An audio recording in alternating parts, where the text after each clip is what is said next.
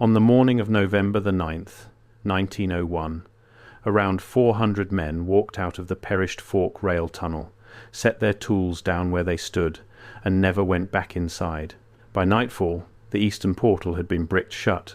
Within a week, the company that had spent a fortune boring that hole through the mountain scrubbed it off its own maps, as if it had never been dug at all. There was no accident that day, no cave-in, no flood, no fire in the timber shoring. The weather that week was clear and cold. The payroll ledgers, the few that survive, show the men were paid in full through the end of the month, which almost never happened when a job got shut down for cause. They were paid, and they were told to leave, and most of them left the valley entirely within the year. If you drive out to that stretch of the Alleghenies today, you will not find Perished Fork on any state highway map. I have to pause here for a second, because what I just described, that is one case from a much larger pattern. There are 35 documented cases in a document I put together. Different cities, different decades, different types of evidence. Every single one follows the same sequence: discovered, documented, acquired, disappeared. I could not fit all of it into a video. It's in the pinned comment below. Find it before we continue. You will not find a historical marker.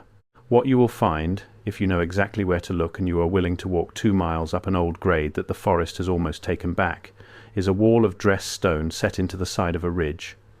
Cut stone.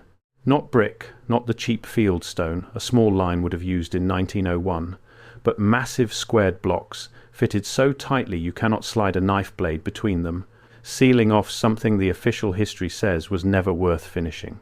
That is the puzzle. And the deeper you go into it, the less the official story holds together. This is the buried industrial secret of Perished Fork, and by the end of this video, you are going to understand why a growing number of researchers believe the tunnel was not abandoned because it failed.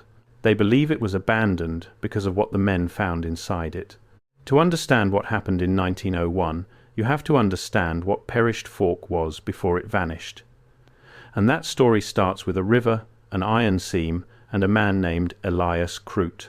The valley sits in the folded ridges of the central Alleghenies, in a county that today has fewer than 9,000 people, spread across 600 square miles of second-growth timber. In the 1840s it had almost no one. There was a fork in the river where 2 mountain streams came together, and the local trappers had a grim name for it. Years earlier, a hunting party had been caught out in an early blizzard near that fork, and only one of them walked out. After that, the trappers called it the Perished Fork, lowercase, a warning more than a name.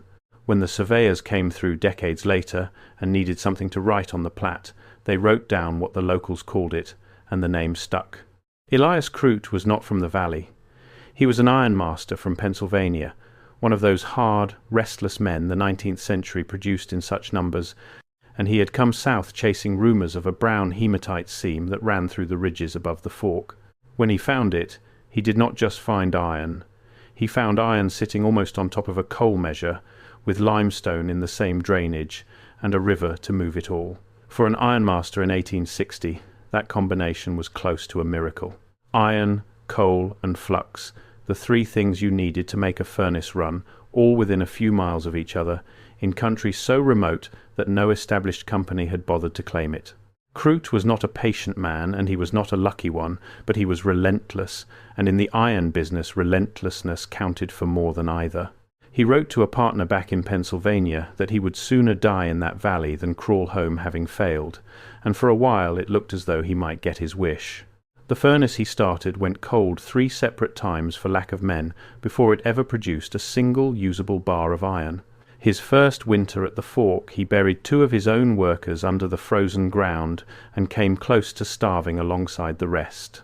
He was, by every account, a hard and joyless man, the sort who inspired obedience rather than love, and yet the thing he built out of that empty valley would outgrow him within a decade and swallow him whole, and by the time it did he would be a minor footnote in his own town, pushed aside by the Eastern money that came in after the war. Crute claimed it. He bought up the mineral rights across 4 ridges for almost nothing, because on paper the land was worthless, too steep to farm, too far from any rail line to sell timber, too poor to tax. He mortgaged everything he owned in Pennsylvania, and he started building a furnace at the fork in the spring of 1861, which, if you know your history, was the worst possible year to start anything in that part of the country. The war nearly finished him. Labour vanished into the armies of both sides. His supply lines were cut.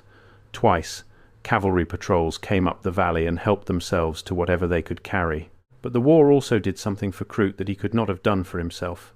It taught the whole country that it needed iron and rail, and it needed them faster than anyone had ever needed them before. When the war ended, the men who had money to invest were looking for exactly the kind of thing Elias Crute was sitting on. A proven iron seam, already claimed, with a half-built furnace, and a desperate owner willing to take on partners.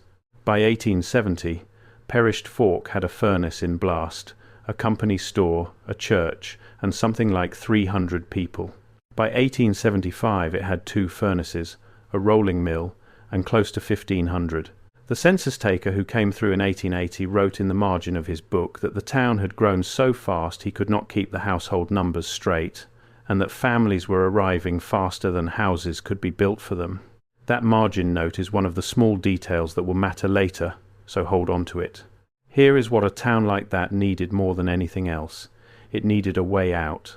You could make the finest iron in 3 states, but if you could not get it to the buyers, it was worth nothing but the price of scrap. Perished Fork was landlocked by geography. The river was too shallow and too rocky to float anything heavier than a canoe. The wagon roads over the ridges were impassable for half the year. Every ton of iron the town produced had to be hauled 22 miles by mule team to the nearest railhead, and that haul ate the profit alive. So the company did what every ambitious industrial town in America did in the 1880s. It decided to build a railroad. And to build a railroad out of that valley, it had to get through the mountain that stood between the fork and the main line. It had to bore a tunnel. The mountain was called Sable Ridge, and it was the single largest obstacle in the county.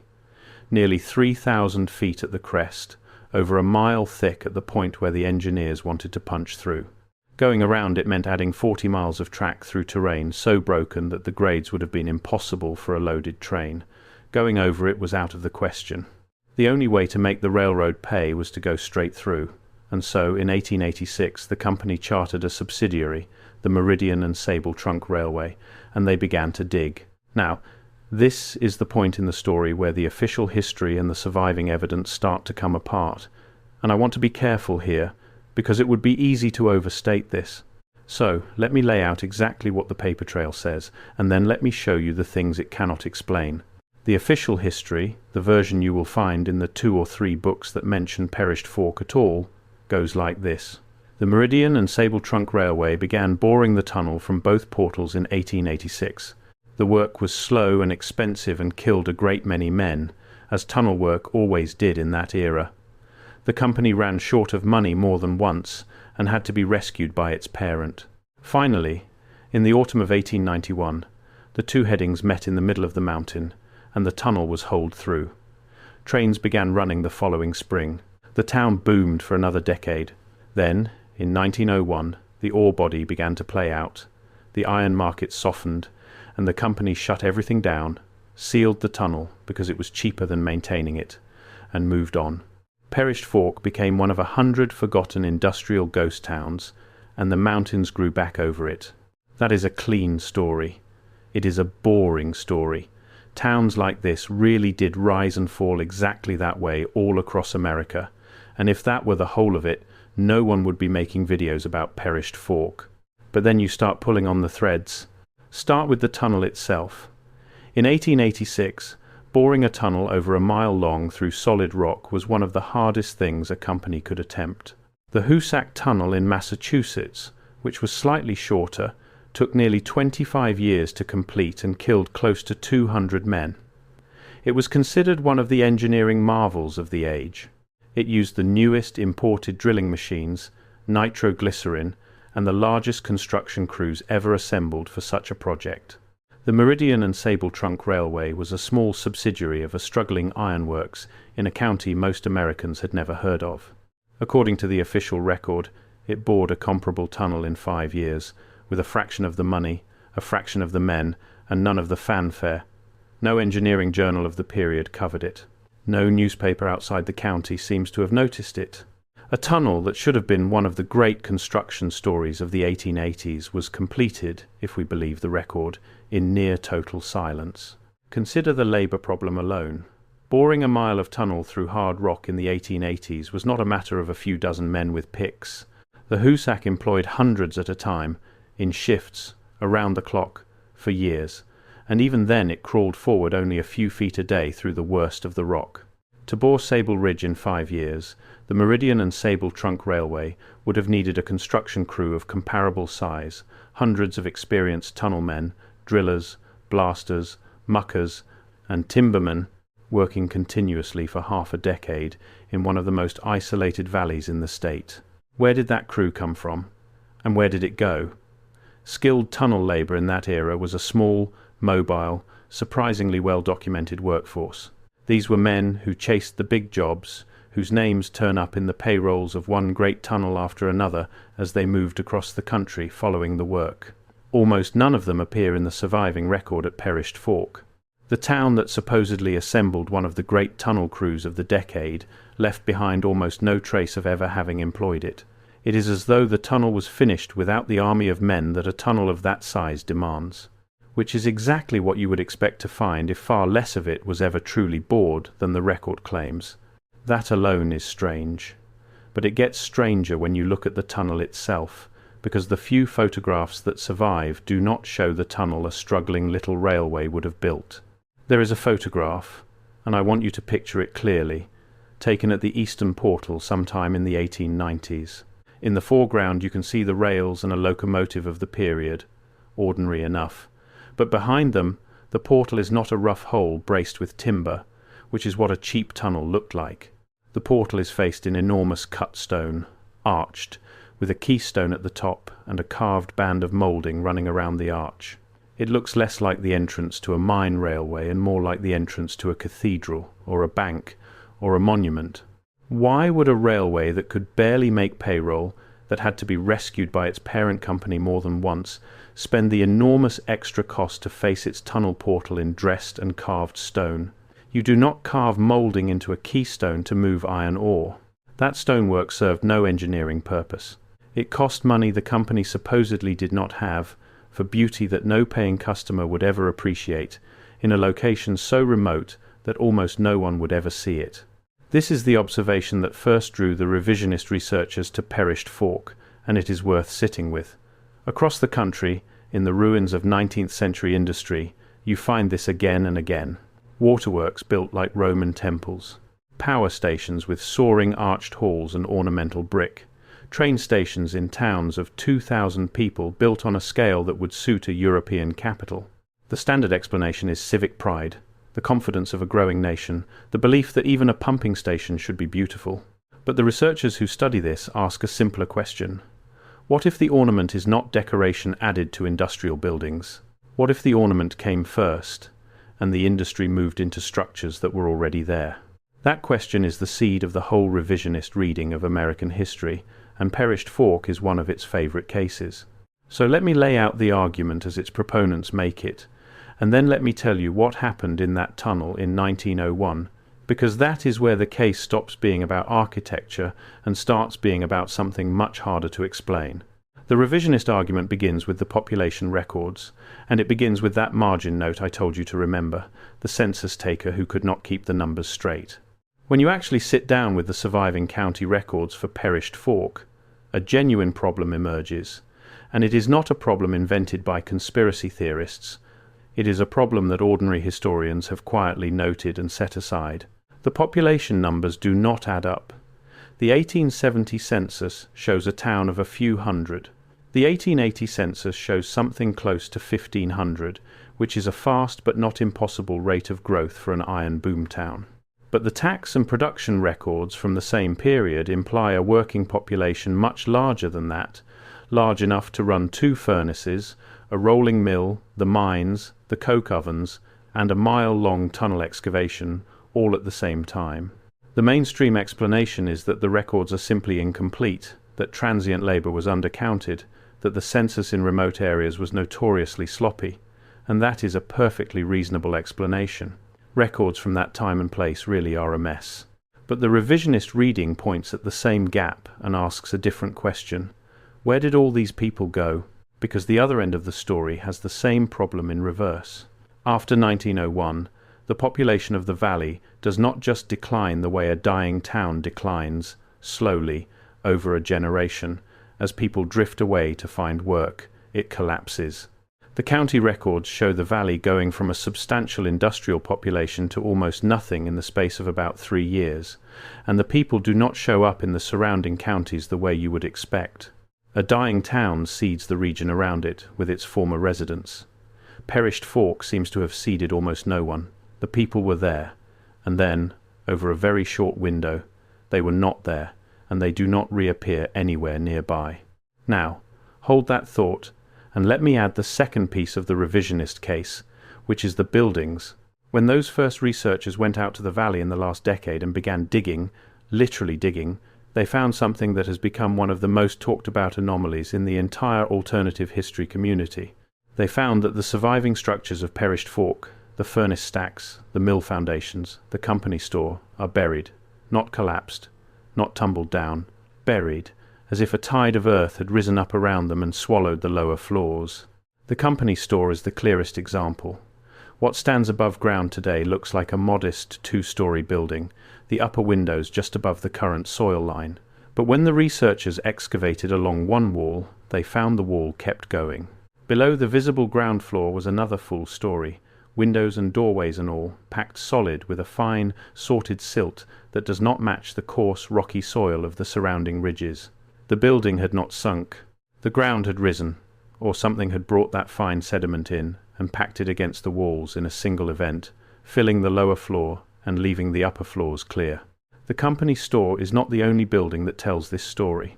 100 yards away, the researchers excavated the foundation of what the surviving plat map labelled the Assembly Hall, a large public building near the centre of town. Here they found the same thing, only more of it. The current ground floor, the one visible when they arrived, turned out to be the second floor of the original structure.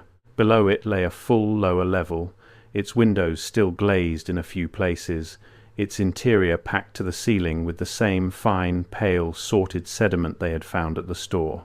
They sent samples of that sediment away to a laboratory. The results, which have circulated in the research community and which I have seen, are hard to square with any ordinary process.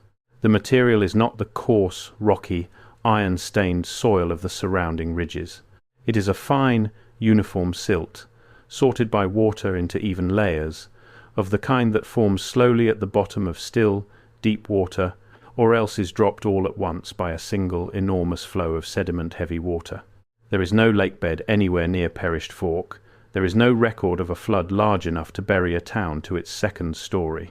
And yet there the silt sits, packed against the walls of every low building in the valley, filling the lower floors and stopping, almost tidally, at the level that is now the surface of the ground.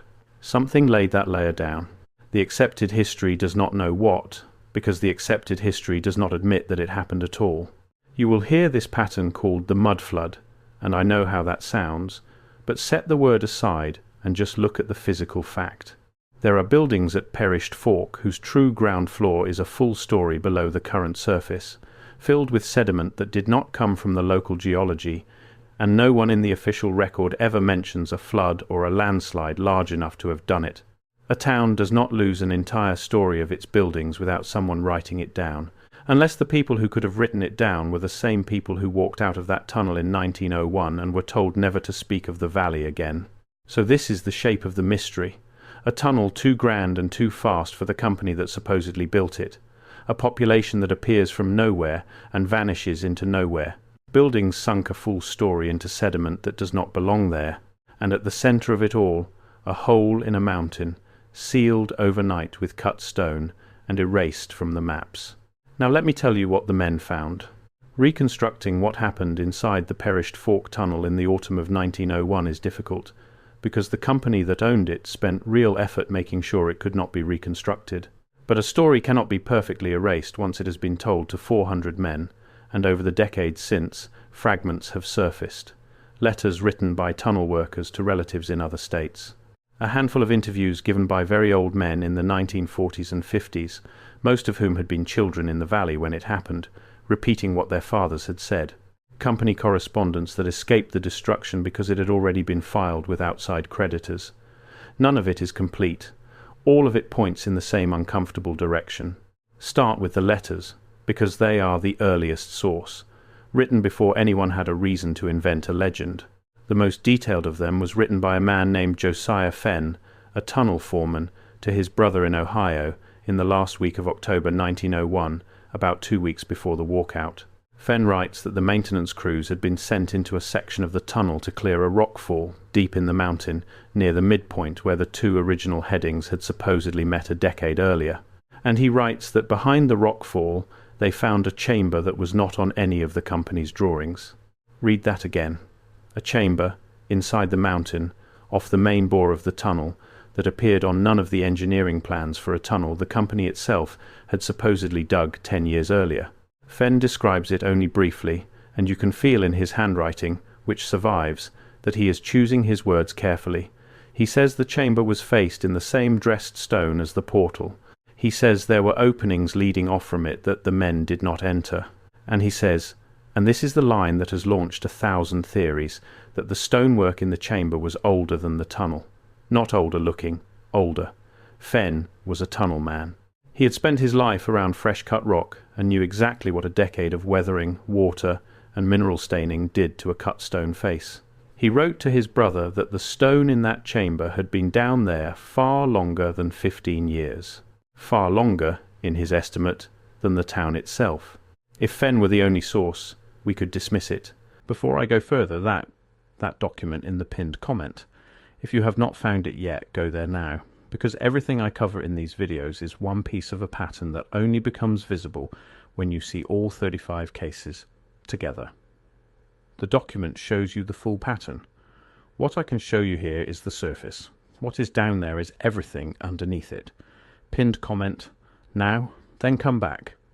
A tired foreman spooked by the dark, telling a tall tale to his brother. But Fenn is not the only source. There is the correspondence from the company's chief engineer, a man named Whitcomb, to the parent ironworks in early November. Most of Whitcomb's letters from this period were destroyed, but one survived in the files of a creditor bank because it was attached to a request for emergency funds.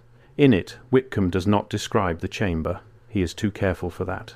But he writes that work in the tunnel must cease immediately, that the eastern section must be, and here he uses a specific word, quote, resealed, not sealed, resealed, as though it had been sealed once before, and opened, and now needed to be closed again. He writes that the cost of proceeding with the tunnel, in light of what the maintenance crews had encountered, was, in his words, beyond any return the ore could ever provide. And he asks the parent company not for money to continue, but for money to close the tunnel permanently, and, this is the phrase that survives, to secure the silence of the men. To secure the silence of the men. That is what the emergency funds were for. Not equipment, not severance in the ordinary sense, silence. Linger on that word resealed for a moment, because a careful man like Whitcomb did not choose words loosely in a letter to the bank that held his company's debt. A man asking for money to close a tunnel would write that it must be sealed, or closed, or filled. To write that it must be resealed is to admit, in a careless syllable, that the section had been sealed once already, before his crews had broken into it. His own company had bored that tunnel only 10 years before. If any part of it had been sealed before that, then some part of it was older than the tunnel itself, and Whitcomb, whether he meant to or not, had just put that fact down on paper. Now put the pieces together in order, the way they actually happened. The maintenance crews clear a rockfall in the deep section of the tunnel.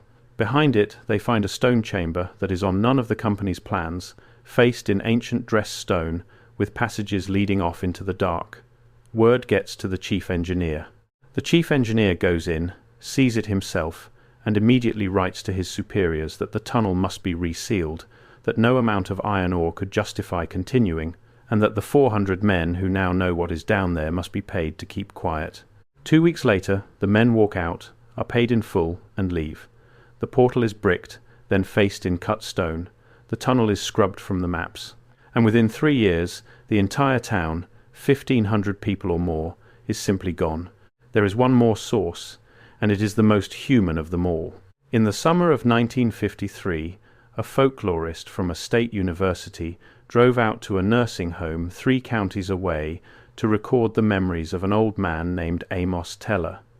Teller was 89 years old. He had been born in Perished Fork in 1864, which made him one of the last living people who had actually grown up in the town before it died. The folklorist was collecting ballads and mountain stories, not chasing a mystery, and the recording that survives is mostly songs and half-remembered names. But near the end of the session, almost as an afterthought, the folklorist asked Teller why the town had emptied out, and the old man went quiet for a long time before he answered.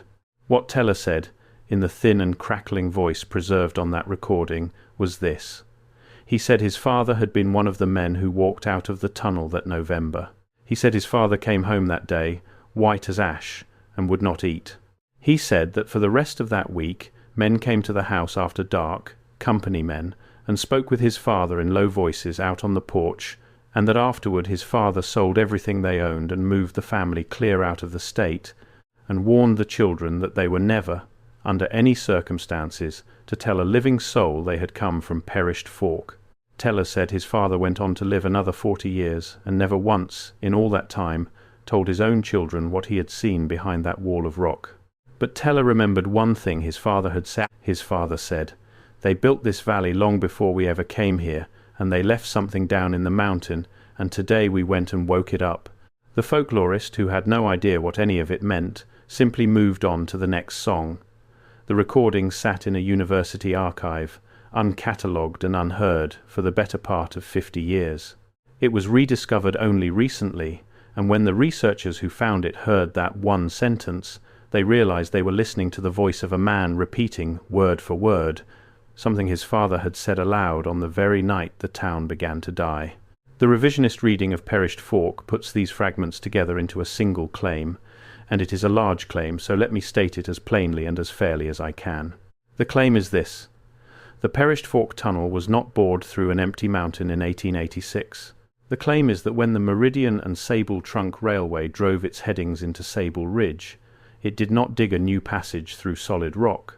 It broke into a passage that was already there. A passage built by someone else, long before, in the same style as the ornamental stonework that shows up in industrial ruins all across the continent. The tunnel the company took credit for was, in this reading, a discovery dressed up as a construction. That is why it was completed so fast and so cheaply, and why no engineering journal covered it. There was far less to build than the record claims, and that is why the portal was faced in cathedral stone. The company did not add that stonework. The company matched its new work to the old work it had found, so that the seam would not show. I want to pause here, because it is important to be honest with you about what this is. This is not the established history of Perished Fork. Professional historians reject this reading, and they reject it for reasons that deserve a fair hearing. The letters can be read other ways. Fenn may have been describing an old survey adit, a exploratory passage dug and forgotten by an earlier prospector, which is not supernatural at all. Whitcomb's word resealed may refer to nothing more mysterious than a section that had been temporarily closed during construction. The population collapse fits the ordinary pattern of a company town whose single industry died. The buried lower floors can be explained by ordinary erosion and the way sediment accumulates in a valley over a century. Every single anomaly, taken by itself, has a mundane explanation, and a careful historian will reach for the mundane explanation first, as a careful historian should. The revisionist does not deny that each anomaly can be explained away. The revisionist asks why there are so many of them stacked in the same small valley, all pointing the same direction, and why the company went to such extraordinary lengths to bury the story if there was nothing underneath it worth burying. One anomaly is a coincidence. A valley full of them, sealed behind a wall of cut stone and erased from the maps by men who could have simply walked away, starts to feel like something else. Whichever way you lean, the physical facts remain, and the physical facts are what keep this case alive. There really is a wall of dressed stone sealing that mountain. The population records really do have a hole in them at both ends. The company store really does have a buried lower floor packed with sediment that does not match the local ground. And a chief engineer really did write, in a letter that survives to this day, that the tunnel had to be resealed, and the men paid into silence. Let me take you deeper into the strongest single piece of the case, because it is the one that even skeptics have trouble waving away. It is the matter of the ore, the entire economic justification for Perished Fork, for the furnaces, the mill, the tunnel, all of it, was iron, brown hematite from the ridges above the fork. The official story of the town's death is that the ore played out. The seam ran thin, the iron market softened, and without ore there was no reason for any of it to exist. That is a clean economic explanation, and economic explanations are usually the right ones. Follow the money, and you usually find the truth. So the researchers followed the money. They went into the surviving production records, the tonnage the furnaces reported year by year, and they compared it to the geology. And here is what they found, and it is genuinely difficult to explain. The ore did not play out. The production records for the last 5 years of the town's life, right up to 1901, show the furnaces running at close to full capacity. The tonnage is steady. There is no decline, no thinning, none of the falling numbers you would expect from a seam running dry. According to the company's own furnace records, Perished Fork was producing iron at nearly peak levels in the same month that its owners paid 400 men to walk away forever. You do not shut down a furnace that is running at capacity. You do not seal a tunnel that is carrying ore at a profit. You do not erase a working, paying industrial town from the map because the market softened a little. The official reason for the death of Perished Fork, the exhausted ore body, is contradicted by the company's own production ledgers. The ore was still there. The furnaces were still running, and they shut it all down anyway, in the space of a season, and paid for silence. When the economic explanation for an economic event falls apart, you are left looking for a non-economic reason, and a non-economic reason is exactly what Fenn and Whitcomb describe in their letters. Something was found in that mountain that made a profitable town not worth continuing, something that the company judged, and remember these were hard, unsentimental industrial men, not dreamers, to be worth more buried than the entire iron operation was worth running. What could possibly be worth that? What do you find inside a mountain that makes you seal it, erase it, and pay a small army of workers to forget it ever existed, even though the operation around it is still turning a profit? The revisionist community has spent years on that question, and the answers range from the plausible to the wild, and I am going to walk you through them from the most grounded to the most extreme, and let you decide where the evidence runs out, and the imagination begins. The most grounded theory is the simplest, and it does not require a lost civilization at all. It is that the maintenance crews broke into a much older mine, and inside it they found human remains, or the evidence of some earlier catastrophe, on a scale that would have destroyed the company if it became public. Perhaps an earlier working, older than the town, that had ended in a disaster the company had covered up, or inherited, or caused. In this reading, resealing the tunnel and paying for silence is not about protecting a supernatural secret. It is about protecting the company from liability and scandal. This theory fits the hard-nosed character of the men involved better than any other, and it requires nothing that we do not already know human beings and corporations to be capable of. It also, notably, does not explain the ancient dressed stone Fenn described, or the ornamental portal, or the buried buildings. It explains the cover-up, but not the setting. The middle theory takes Fenn at his word about the age of the stone and connects Perished Fork to the broader revisionist claim about American industry. In this reading, the chamber behind the rockfall was a genuine remnant of an earlier building phase, a piece of infrastructure predating the accepted timeline, part of the same lost network that the revisionists see hiding inside water towers and power stations and grand old railway halls across the country. The company did not understand what it had found. It understood only that it had found something that did not fit, something that raised questions its own official history could not survive, so it did what institutions do with facts that threaten them. It buried them, literally, behind a wall of matching stone, and it removed the witnesses by removing the town. In this reading, Perished Fork is not unique. It is simply one place where the seam between the accepted past and the buried past came too close to the surface and had to be pushed back down. And then there is the far theory, the one that lives at the outer edge of the community, and I include it not because the evidence supports it, but because you will encounter it the moment you go looking, and you deserve to hear it framed honestly. The far theory takes the openings that led off from Fenn's chamber, the passages the men did not enter, and it asks where they went. It notes that the ornamental architecture of the 19th century, the arches and domes and grand halls, resembles, to the revisionist eye, structures designed to do something other than shelter people. It connects this to the old and recurring claim that the buildings of that era were engineered to gather energy from the atmosphere itself, a free and ambient power, and that this technology was systematically dismantled and hidden within living memory, replaced by the metered, wired, billable power grid we know today. In this reading, what the men found behind the rockfall was not just old stone.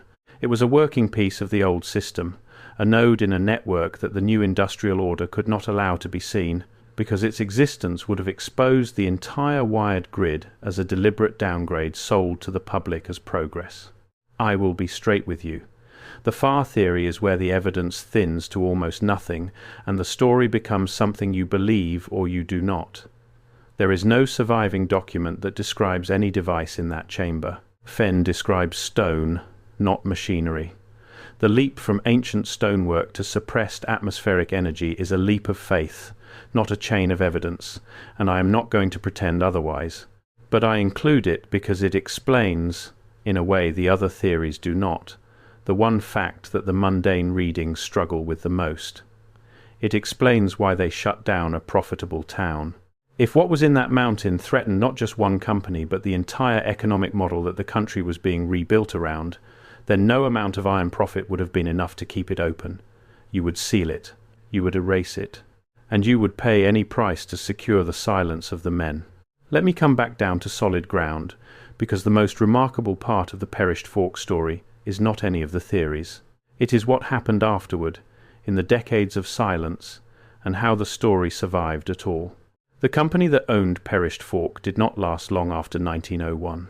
Within a few years it was folded into a larger combine, its assets scattered, its records boxed and warehoused and, in most cases, eventually destroyed. The valley itself was allowed to return to forest. The mineral rights, still held on paper, passed through a series of holding companies and were never worked again, which is itself strange, because an iron seam that was producing at capacity in 1901 did not stop being valuable just because one town died. Someone, somewhere, made a decision that the ground under Sable Ridge would never be opened again, and that decision has held for over a century, through owner after owner, war after war, iron shortage after iron shortage. The seam is still down there. No one has ever gone back for it. The people scattered, and here we come back to that strange fact about where they went. Josiah Fenn, the foreman who wrote the letter, moved to Ohio, and according to his family, never spoke of the valley again for the rest of his life. When his descendants found his letters in an attic in the 1960s, they did not know what he was describing, because he had never told them the story the letters hint at. He took it to his grave. And that pattern repeats across the handful of families that researchers have managed to trace. The people of Perished Fork did not become storytellers. They became silent. Whatever they were paid, and whatever they were told, it held. For a generation, the town simply ceased to be spoken of by the very people who had lived there. That silence is, in a way, the loudest evidence of all. Company towns die all the time, and their people carry the memory forward, tell the stories, mourn the loss, hold reunions, write it all down. The death of a hometown is one of the most powerful stories a person owns, and people do not give those stories up easily. But the people of Perished Fork gave theirs up almost completely. 400 men saw whatever was behind that rockfall, and 1,500 people lived through the abandonment, and for decades almost none of them said a word. That is not how ordinary grief behaves. That is how fear behaves. Or how a promise behaves when the promise was serious enough. The story survived anyway, the way suppressed stories always do, in fragments, at the edges, a letter in an attic, an old man's deathbed sentence, half heard by a grandchild. a line in a creditor's file that escaped the shredder because it was filed in the wrong building, a photograph of a stone portal that no small railway should ever have built, a hole in a census, a buried floor, a wall of dressed stone 2 miles up an overgrown grade, sealing a mountain that, by the company's own records, was still full of iron on the day they walked away. Modern researchers began putting these fragments together seriously only in the last 15 years or so, and the work is ongoing. Some of it is careful, and some of it is not. The valley is on private land, and the current owners, another faceless holding company and a chain of them stretching back to 1901, do not permit access to the sealed portal. Requests to survey the tunnel, to core sample the sealed section, to date the stone that Fenn claimed was ancient, have all been quietly refused. Every so often a permit is filed to conduct research at the site, and every so often that permit is withdrawn before any work begins, and no one will say by whom. The mountain stays sealed, the stone stays undated, and the one test that could settle the entire question, the simple question of how old the stonework behind that wall actually is the one test that no one has ever been allowed to run. Perished Fork is the most complete case, but the researchers who study it insist it is not the only one. They point to a scatter of similar sites across the country, old industrial locations where the same cluster of anomalies appears in miniature. A canal tunnel in the Appalachian coalfields, sealed with cut stone and struck from the company's own maps after a maintenance crew went in and the project was abandoned within the month. A quarry in the upper Midwest, whose lowest galleries were backfilled and closed forever on orders that no surviving document ever explains. A waterworks in a river city, its grandest lower chambers walled off and deliberately flooded, officially in the name of safety, at a moment when the utility had no money to spare for anything at all. Taken one at a time, each has its own tidy local explanation, and the local historians are content to leave it there. Taken together, they form a pattern that the mainstream has never tried to explain as a whole, for the simple reason that the mainstream does not accept that they belong together in the first place. The revisionist sees in that scatter the outline of something far larger, not a single buried town, but a buried layer, an older stratum of the built world that shows through, here and there, wherever the new industrial order dug too deep and struck the thing that had come before it. Perished Fork, in this reading, is simply the place where that seam ran closest to the surface, and where the effort to cover it back over left the deepest and clearest scar. Think about that. This whole case turns on a single measurable fact. Either the stone in that chamber is 15 years old, in which case the mundane historians are right and the whole thing is a tragic company town with an overheated legend attached, or the stone is far older than the town, in which case the accepted history of that mountain, and maybe of a great deal more than that mountain, is wrong. That fact is measurable. The methods to measure it exist and are not exotic. The stone is right there, 2 miles up a forgotten grade, behind a wall that a work crew could open in a day. And, for over 100 years, through every change of ownership, someone has made very sure that no one ever gets to run that one simple test.